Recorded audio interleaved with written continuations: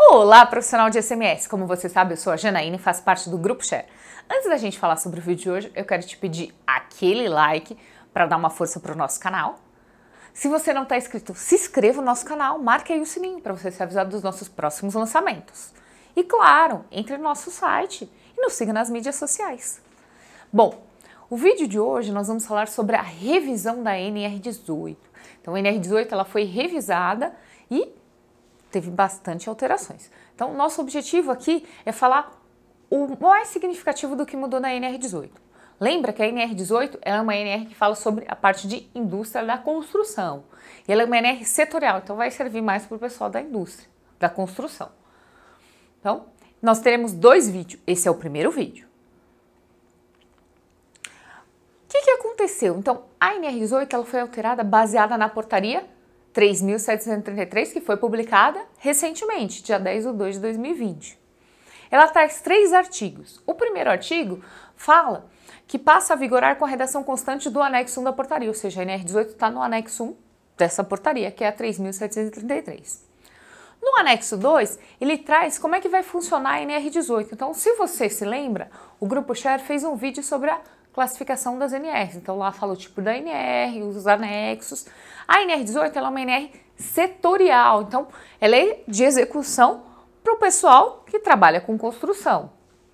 O anexo 1 e o anexo 2, eles são anexos tipo 1, ou seja, eles complementam a norma.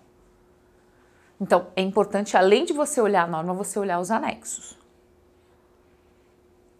Quando é que entra em vigor, afinal, essa norma revisada, né? Então, essa portaria ela vai entrar em vigor dia 10 de 2 de 2021, ou seja, um ano após a sua publicação.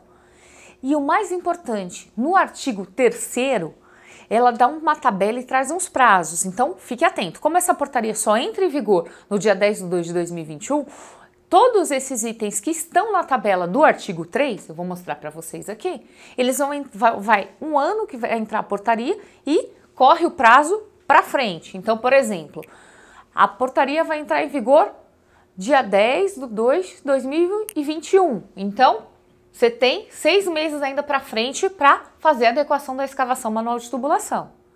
Então, sempre olhe a tabela, porque a tabela vai trazer para você qual que é o item, o prazo e o que descreve aquele item. Por exemplo, a gente viu uma parte importante sobre a parte de climatização de máquinas, das máquinas de guindar e as autopropelidas.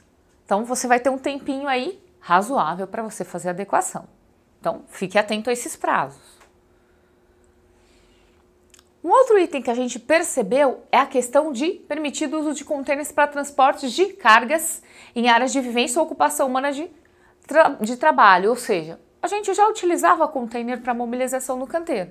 Agora é obrigatório a questão dos laudos das condições. Então, no laudo tem que trazer o quê? A ausência de riscos químicos, biológicos e físicos, principalmente o item da radiação. Então, a maioria das empresas já praticava isso, que já pediu o laudo, mas não estava descrito claramente na norma, tá? E somente até o prazo decorrido para adequação. Então, você tem 24 meses a partir da implementação da norma, tá? O que mais a gente percebeu de diferente nessa NR18 revisada? A itemização, então a codificação dos itens. Alguns itens mudaram de código na NR. Então, você tem vários itens que mudaram. Por exemplo, a questão do campo de aplicação. Antes era 18.1, passou a ser 18.2 e tem vários outros exemplos. Eu destaquei para vocês aqui em azul quais eram os itens que você não tinha e que agora adentraram. Então, o 18.3, por exemplo, você não tinha. Ele vai falar sobre a parte de responsabilidades. O 18.4, ele vai falar sobre o tão famoso PGR, que antigamente, se você lembra, era o PCMAT. Você também vai ter o 18.7, que ele vai falar sobre as etapas da obra. Antigamente você tinha a parte de demolição, esses itens, mas eles não traziam um item específico, né? Ele vinha dentro da norma, ele tinha o item dele, falava demolição, rampas, tudo. Agora não, agora ele está dentro de etapas da obra. Então, o etapas da obra englobou todos esses outros itens. Isso é bem bacana. A gente tem um outro item novo também, que é o 18.15, que fala sobre serviços flutuantes. Então, algumas obras não possuem, outras possuem. Então, esse item entrou aqui. E os dois anexos, como eu falei para você, um anexo ele fala sobre capacitação. Se você lembra, na antiga NR18 ele falava sobre treinamento. Agora ele tem um anexo específico falando sobre a capacitação, traz a carga horária e a periodicidade de treinamento. E o anexo 2, ele vai falar sobre cabo de aço e de fibra sintética. Se você se lembra, na norma anterior você tinha um item falando sobre isso, mas agora ele traz um anexo específico. Claro, traz o glossário, que já tinha na outra norma, nessa também traz. Só que ele não possui codificação. Na norma anterior ele tinha código, agora ele não tem mais código. Agora vamos falar item a item, o que mudou, o que foi mais significante de cada um dos itens. Então, os itens que mudou só codificação, uma coisa em outra, a gente não vai, que não for relevante, a gente não vai comentar nesse vídeo. O 18.2.1, que é o campo de aplicação, o que mudou, o que foi mais significativo para nós? Então, ele fala sobre as atividades que estão relacionadas ao item F, que é o Código Nacional, que é a parte do CNAE, e ele excluiu a parte de paisagismo. Então, ele fala toda a parte da construção, das atividades de pintura, reparo, mas ele tirou a parte do paisagismo. E aonde é que você pode consultar, então, toda a parte do CNAE, as empresas que fazem parte? Nesse site aqui, justamente do IBGE. Então, aí você pode consultar quais são os CNAEs direitinho, as empresas que executam os serviços. E também o que foi tirado? Foi tirado, antes ele mencionava que as empresas, elas tinham que, o campo de aplicação da NR18, ela era baseada no quadro 1 da NR4, que é lá do SESMIT. Agora não. Então, agora é baseado no CNAE. Então, essa foi uma diferença muito significativa. Para consultar o CNAE, só olhar o site. E responsabilidades. Esse item é novo. Então, o que aconteceu no item de responsabilidades? Principalmente no 18.3.1, item B, ele vinha falando para você antes sobre a comunicação prévia. Agora ele fala sobre a comunicação prévia informatizada, ou seja, você já fazia informatizada, anteriormente fazia em papel, mas o que mudou? Ele removeu as alíneas de A até E e passou o detalhamento da informação para o órgão fiscalizador, ou seja, ele deixou num único parágrafo, ele suprimiu as alíneas. Então agora basta você fazer a comunicação prévia no site. Agora vamos falar um pouquinho sobre a cereja do bolo, que é o PGR, literalmente a parte mais gostosa do bolo é o cereja, a gente sempre deixa para comer cereja no final, mas aqui a gente vai comer literalmente no meio do vídeo. Então, o PGR, que é a parte mais importante, que a gente mais esperava, mais desejava. Antigamente, se você se recorda, o programa que geria a NR18 era o famoso PCMAT. O PCMAT somente era obrigatório quando você tinha acima de 20 colaboradores, ou seja, de 20 trabalhadores. Agora não. Agora não existe mais PCMAT. O PCMAT literalmente morreu. Agora nós vamos falar em PGR, que é o Programa de Gerenciamento de Riscos.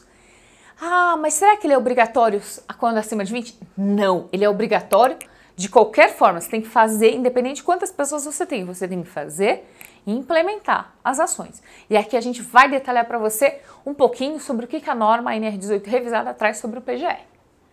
Bom, falando do PGR, o que ele traz? O que você precisa contemplar? Se você se lembra, no PCMAT, ele falava que você deveria contemplar as informações que você trazia no seu PPRA. Então, ou seja, você pegava o documento básico, que era o PPRA, que fala sobre os riscos físicos, químicos e biológicos, e jogava para dentro do seu PCMAT. Agora não, acabou-se o PCMAT, com o PGR ele fala que deve ter os riscos ocupacionais. E, afinal, quais são os riscos ocupacionais? Físicos, químicos, biológicos, de acidentes ou mecânicos e ergonômicos. Então, ou seja, ele casa muito bem com aquela parte do que a gente falou, de ter o GRO, que é aquela norma de gerenciamento de riscos. Então, são todos. E as medidas de prevenção. Então, tem que vir as medidas de prevenção no documento. Quem que pode elaborar o seu PGR? Então, o PGR, ele obrigatoriamente tem que ser elaborado por profissional legalmente habilitado, exceto se. Então, canteiros com até 7 metros de altura e no máximo 10 trabalhadores, o PGR ele pode ser elaborado por profissional qualificado em segurança. Aí você vai falar, peraí, mas o que é o legalmente habilitado e o qualificado em segurança? O legalmente habilitado é aquele profissional que tem o registro no conselho de classe, por exemplo, o engenheiro de segurança. E o profissional qualificado em segurança? O profissional nível técnico, então, ou seja, o técnico de segurança, o tecnólogo. que é reconhecido pela instituição de ensino, tá? Então, tem essa diferença. Então, os técnicos podem elaborar? Podem, desde que o canteiro tenha até 7 metros de altura e no máximo 10 trabalhadores. Caso contrário, o engenheiro de segurança precisa fazer isso. E o PGR, ele continua sendo implementado sobre a responsabilidade da organização, ou seja, a responsabilidade de implementação ainda é da organização. Isso foi mantido conforme a norma anterior. Falando um pouquinho mais sobre o PGR, o que você tem que contemplar no detalhamento. Então, ele fala que você tem que atender às exigências da NR1. Então, lá fala sobre os riscos, se você lembra. Se você não lembra, dá uma olhadinha no nosso vídeo. Na linha A, ele fala sobre o projeto da área de vivências e frentes de serviço. Então, houve uma melhoria no texto. A NR18 anterior já falava, mas agora vem um detalhamento maior.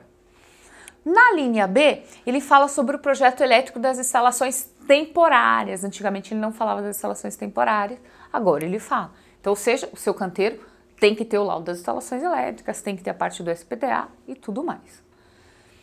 Na linha D, ele vai falar sobre os projetos dos sistemas de proteção individual contra quedas. Então, se você se lembra, na NR35, ele traz esse sistema, que é o SPIQ. Então, ele traz esse sistema lá.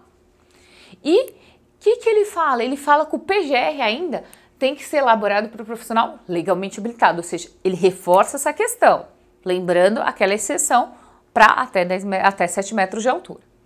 Na linha E, ele vai falar sobre a relação de EPIs específicos, ou seja, tem que ter uma relação de EPIs, né, especificado para cada atividade com o seu risco. Então, é aquela relação que você se lembra, que a gente sempre normalmente fazia no PPRA, que é a relação, a gente tinha no PPRA a relação função, risco e EPI.